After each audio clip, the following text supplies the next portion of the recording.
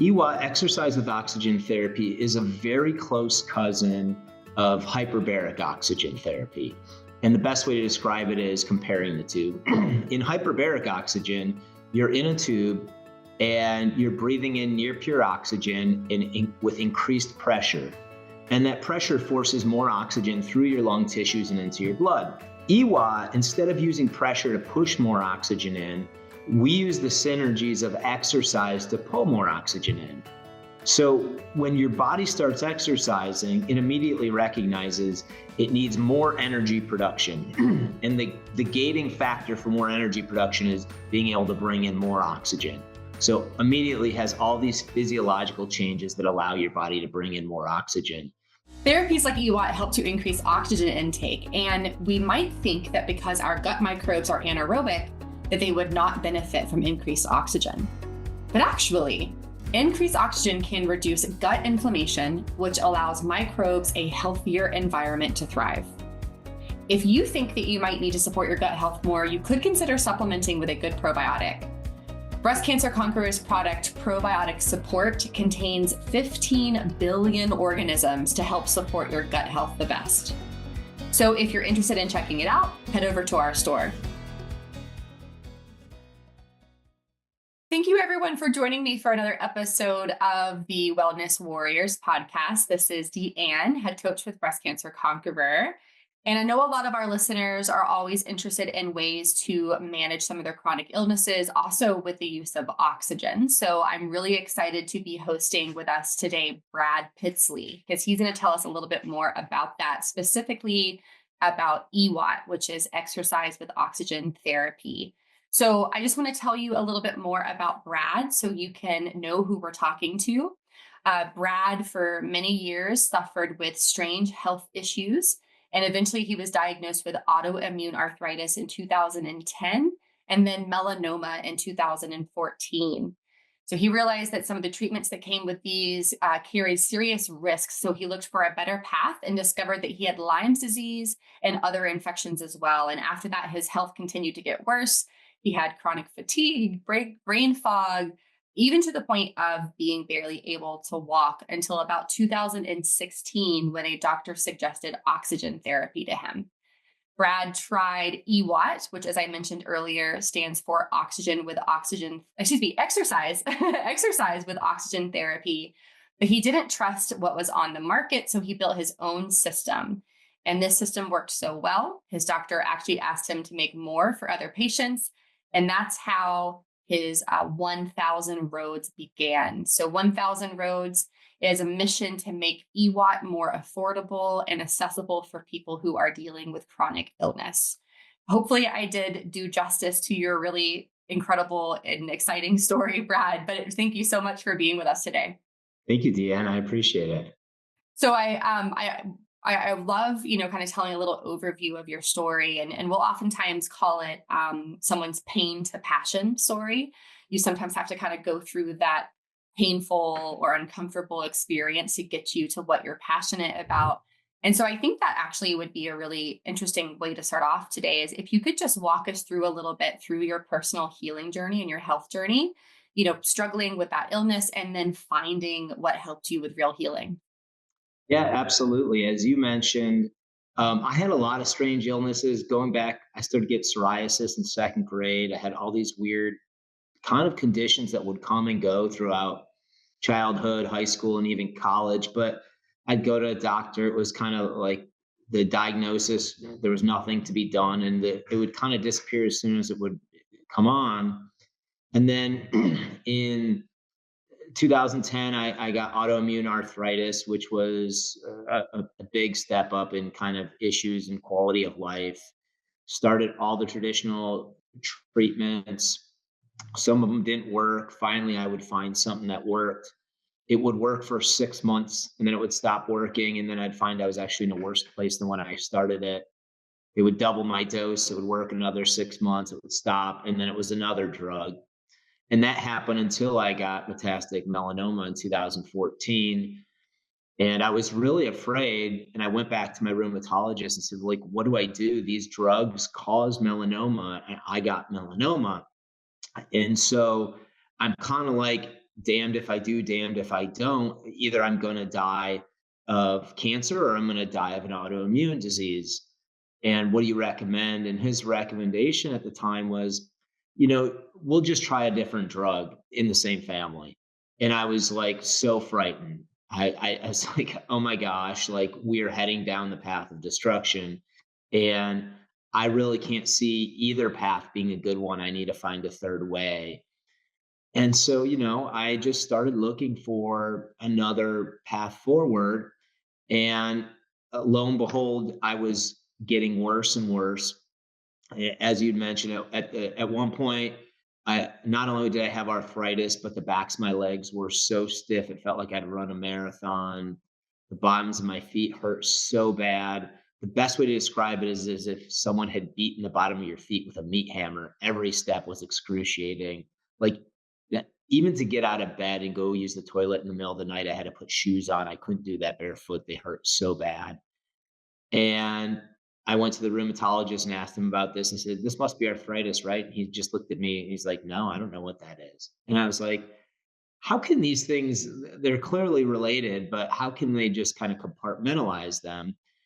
And so I began to search. I tried a lot of different things that didn't do much for me. And then I found EWOT in 2016.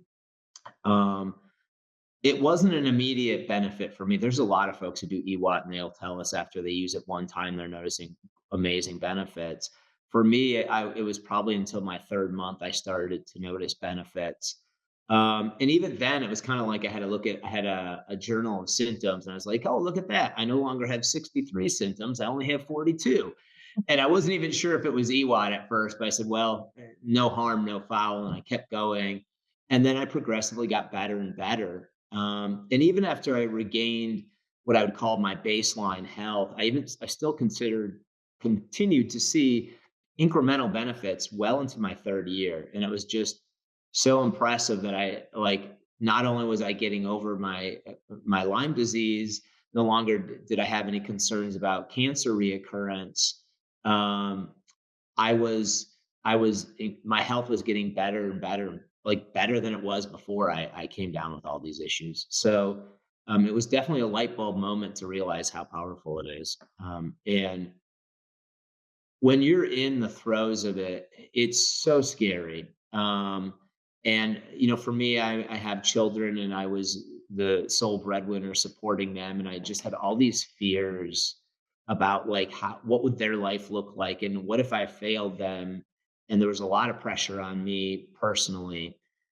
So when I did get better, there was a ton of gratitude in that because there were so many hopeless days and weeks and nights. And so, yeah, That's an that was my amazing journey. story. Yeah, and I relate a little bit to your story in the sense that, and I'm not sure if you know this about me, but I worked as a registered nurse before doing what I do now, and so I worked in that traditional medicine field. And there's a time and place, of course, for those things, but it is a prescribe a medication to fix a symptom, but then you have to prescribe medications to fix those symptoms that come from that different medication. It's this Yes, never ending cycle, and it's, if we could just get to the root cause of these issues, that's something we say a lot with our women who are dealing with breast cancer diagnosis is, yeah, you can use medications to help speed along those symptoms, but you've got to get to the root cause. You've got to figure out what that root piece is.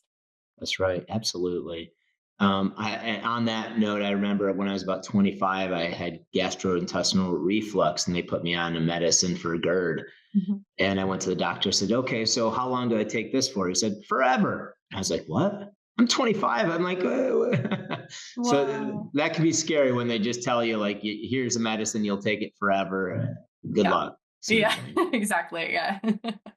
And so I know we've said EWAT a couple of times. You've mentioned that was something you feel like was very instrumental in your healing journey as well. But some of the people listening might have heard of it, but not know everything about it. So could you please explain a little bit more exactly what is EWAT and what's the science behind how it works? Absolutely. That's a great question. So, EWA, exercise with oxygen therapy, is a very close cousin of hyperbaric oxygen therapy. And the best way to describe it is comparing the two. In hyperbaric oxygen, you're in a tube and you're breathing in near pure oxygen with increased pressure. And that pressure forces more oxygen through your lung tissues and into your blood.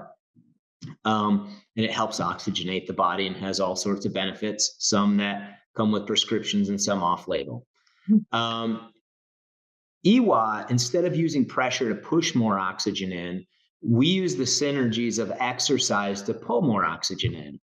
So when your body starts exercising, it immediately recognizes it needs more energy production. And the gating factor for more energy production is being able to bring in more oxygen. So immediately has all these physiological changes that allow your body to bring in more oxygen. You breathe deeper, your lung membrane thins to allow more oxygen through, your heart beats faster, and deeper, your blood vessels dilate, etc. All of these things are happening to bring more oxygen into your body. So all we do is we put on a mask and breathe the same near pure oxygen. It's 93% oxygen while we do a 15-minute cardio session. And we're able to get all of those benefits. And when we have people using this for a variety of chronic health conditions, including, of course, cancer. And we do have folks who start with hyperbaric and they come over to EWOT. And what they'll tell us is they get more dramatic results more quickly. And the reason for that is because of the synergies of exercise. If you're going to be bringing more oxygen into your body, when will it be most beneficial? When you're lying on your back and it's being rammed in with pressure, or when your body's thirsting for it through exercise? And I think naturally anyone can kind of understand that. So that's kind of the science and how it works. It's a really simple protocol. We have folks who are very sick and they just start out walking on a treadmill, standing on a vibration plate, doing gentle stretching. But oxygen actually, exercise is easier when you're doing oxygen. One of the first uses of EWOT was actually for professional and Olympic athletes to improve their performance and improve their recovery from athletics. And so the first thing that you'll notice when you do exercise with oxygen is the exercise is easy. It's easier. So if you were on an exercise bike today, let's say at a level 5, and you put the oxygen mask on, you're going to be like, 5 isn't enough. I probably need to go to 6 or 7 in order to feel like I'm getting the same level of exertion. And then the second thing it does is it very rapidly increases your cardiovascular conditioning. And so we have folks who start out very sick and they can only maybe, like I said, walk on a treadmill, bounce on a rebounder or a vibration plate. And they quickly make strides and improvements and are able to do a full cardio session. So that's what EWOT looks like. But the more important thing, I think, for your listeners is, how does it help folks with cancer and breast cancer? So there's a long link between oxygen and cancer. In the 1920s, a gentleman named Otto Warburg showed that he could turn any normal cell into a cancer cell by depriving it of oxygen. So there's been a well-established link for a long time. As a matter of fact, he won a Nobel Prize in that time period. And there was a more recent Nobel Prize in 2019 for work on understanding what happens to a cell when it's deprived of oxygen. The scientific term for cells or a part of the body that's deprived of oxygen is it goes hypoxic. Hypoxic just means low oxygen. And since that time, there's been a ton of research on the link between oxygen and cancer. So, and just to list some of it, what we know is when your body becomes low on oxygen, it does a couple of things. The first thing is there's a chemical cascade that happens that's called HIF, and that stands for hypoxic inducible factor. It's a way your body signals to itself, I'm running out of oxygen over here, I need some help. And so anywhere you have HIF, you obviously have hypoxia, low oxygen. And it's been shown in breast cancer that people have very high HIF in the tumor region. So we know there is low oxygen in breast tumors. We also know that if you're doing traditional therapies for cancer, if that's like chemotherapy or radiation, those are actually oxidative therapies. They require oxygen to work. And the research shows the survival rate of people doing those therapies, or the survival rate of anyone who has a tumor, is directly correlated to the oxygen status of that tumor. Higher oxygen means higher survival rate. It also stops cancer resistance from chemotherapy and radiation. So those are oxidative therapies, as I mentioned. And when we have high oxygen, they're able to work better. Um, so a lot of links there. And then I think the last one is, it's kind of interesting what happens scientifically. So your body's low in oxygen in this tumor. It releases this HIF, hypoxic inducible factor, telling the rest of the body, I'm low on oxygen. And our bodies are really smart. So what they do is they release another chemical called VEGF, vasculoendothelial growth factor. And what this does is it tells the body, you need to produce more blood vessels. We need to get more blood to this area. Unfortunately, cancer is very smart too. So what it does is it uses these new blood vessels to metastasize and spread cancer throughout the body. And so obviously, if we can bring more oxygen to the body, we can shut down all of these pathways and help the person recover. And it's so it's a pretty interesting mix there. So oxygen itself, very anti-cancer, very anti-cancer. It can help stop cancer in its tracks. It's also an amplifier for traditional therapies. And then the other great thing about it is oxygen is very detoxifying, and it helps with a lot of the symptoms, as you were mentioning, of traditional therapies. You do chemotherapy, you get chemo brain fog. Well, brain fog is related to inflammation in the brain. And anywhere in your body you have inflammation, you have hypoxia. They're actually two sides of the same coin. You can't have hypoxia without inflammation, and you can't have inflammation without hypoxia. So when you get chemo brain, that is hypoxia and inflammation in the brain. We see a lot of great results in folks who do EWOT, having much clearer thoughts, better memories, and able to function much higher. Oh. It also helps detoxify the chemotherapy and radiation. So obviously, after the chemo or the radiation has done its work, it's still in our body for a period of time, and it's causing collateral damage. So the goal is to now get it out of the body as soon as possible. And in order for the body to eliminate it, it needs to oxidize it, which is effectively, it uses oxygen in a chemical reaction that breaks it down into simpler forms that allows it to leave through our excretory system.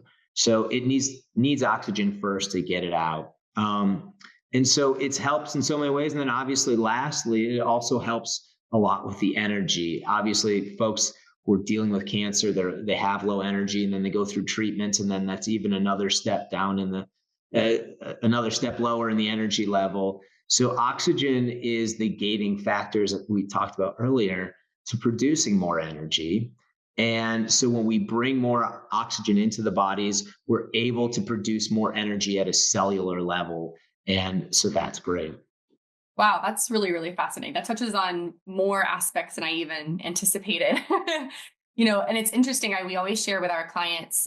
There's been studies, even the American Cancer Society has released studies that show that people who maintain some type of exercise routine, it doesn't have to be intense necessarily, but just something that gets your heart rate up during their treatments, have better outcomes. And I've always wondered if part of that was because of the increase of oxygen. And you can only imagine the increase of benefit if you're using something like EWOT while doing that type of movement. So that's Yeah, absolutely. And I'm certain a big part of it is the excess oxygen consumption, is what it's known as.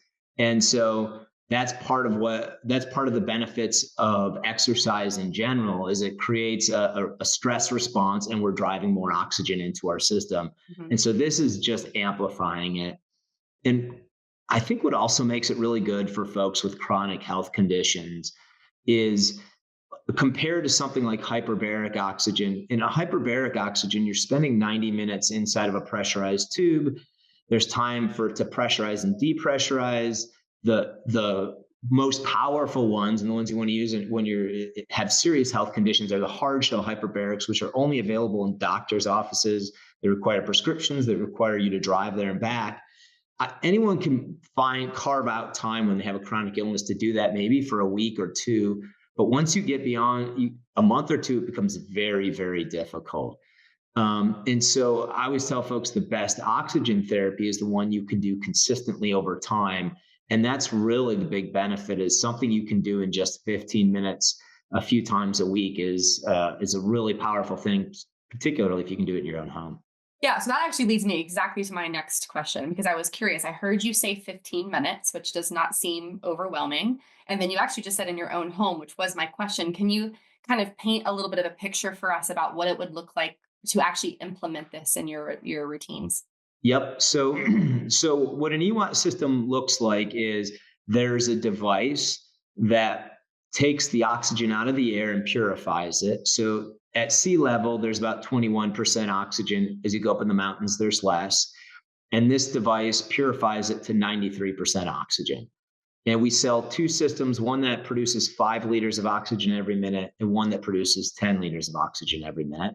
However, when you're exercising, you can easily use 50 or 60 liters of oxygen a minute. So these machines are not do not have the capacity to sustain exercise. Mhm. So rather than have you buy several of these expensive machines, we use one of them and we fill a reservoir, which acts as a buffer.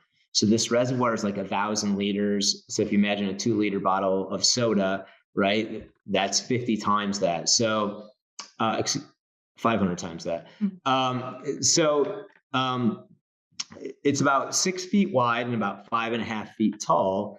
And so you take that reservoir and it looks like a big balloon and you fill it with this device. And then once it's full, it has a hose hooked up to a mask, and you put this mask on. It's very comfortable. And you just put it on your face and you do your preferred form of cardio for 15 minutes. It could be an exercise bike, an elliptical, a treadmill, whatever it is that you like.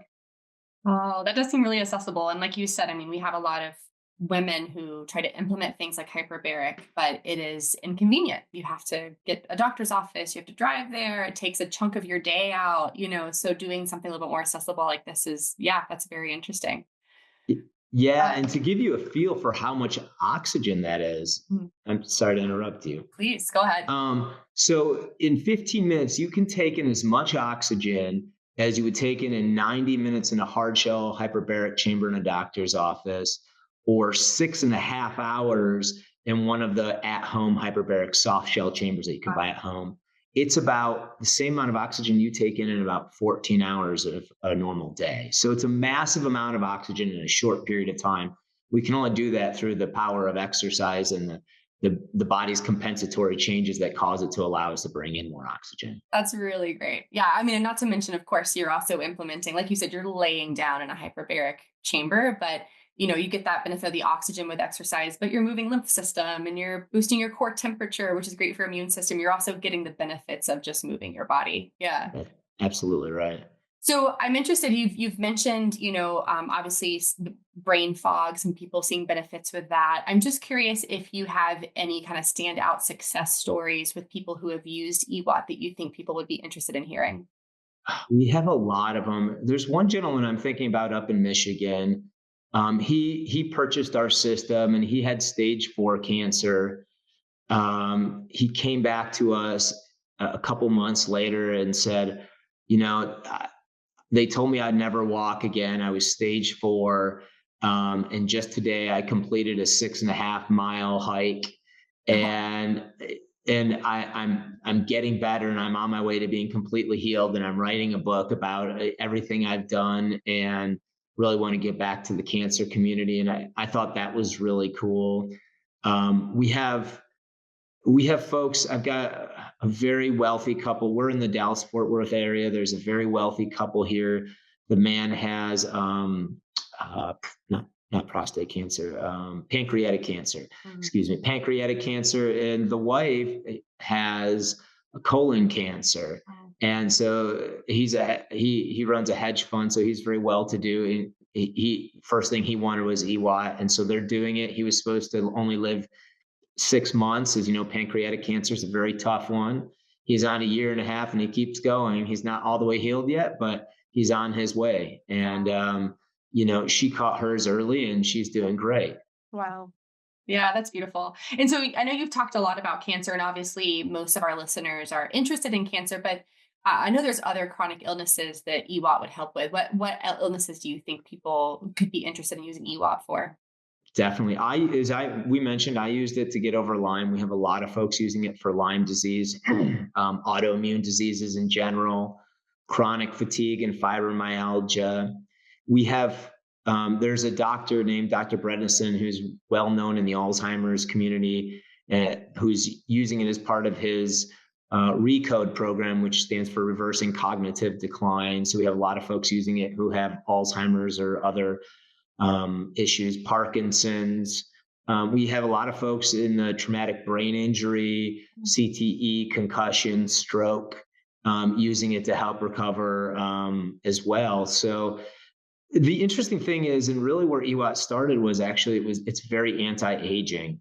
As we get older, every year past 25, we lose 1% of our body's ability to utilize oxygen. And as Oh, the that's years depressing. it is. And you don't notice it at first, but that's the reason why you have less energy at Mm. 65 than you did at 25. And a gentleman in the 1960s and 70s started doing research on exercise with oxygen. And he found that by doing it, he was able to reverse that loss of oxygen in folks after just a couple sessions in elderly folks, and he brought them back weeks later, and it was a durable change. And so it's anti-aging at a very cellular level. It improves cardiovascular endurance, as we mentioned. It's anti-inflammatory because, as I mentioned, anywhere in your body you have inflammation, you have low oxygen. And there's not a chronic health condition out there that doesn't have inflammation at the root of it. Yeah. And so, as a matter of fact, there's a gentleman, a doctor named Arthur Goitin, and he wrote a physiology textbook that every doctor you've ever been to had to use in medical school. It's been the standard across the world for over 50 years. And the quote I love from him is he says, at the root of every disease is a lack of oxygen. Mm. And so there's not a person out there in America who couldn't benefit from EWOT if they're healthy enough for exercise, to be honest. Yeah, beautiful. That's amazing. Yeah, you've really opened my mind to the benefit of this type of therapy. So thank you for sharing all of this information with us. And I know I mentioned earlier the name of your company, 1000 Roads. But if people are interested in learning more about you or EWAT, where would you suggest them reach out? Yeah, if they go to our website, www.onethousandroads.com, 1000roads.com, and they can read more about it there. They can also go to our contact page and send us an email or give us a call. We're always glad to take your calls and emails and help out. Awesome. We'll make sure to put all that information in the podcast listing as well. So they'll make sure to get to you very quickly. But Brad, thank you so much for being with us today. Been very interesting talking with you. You as well. Thank you, Deanne.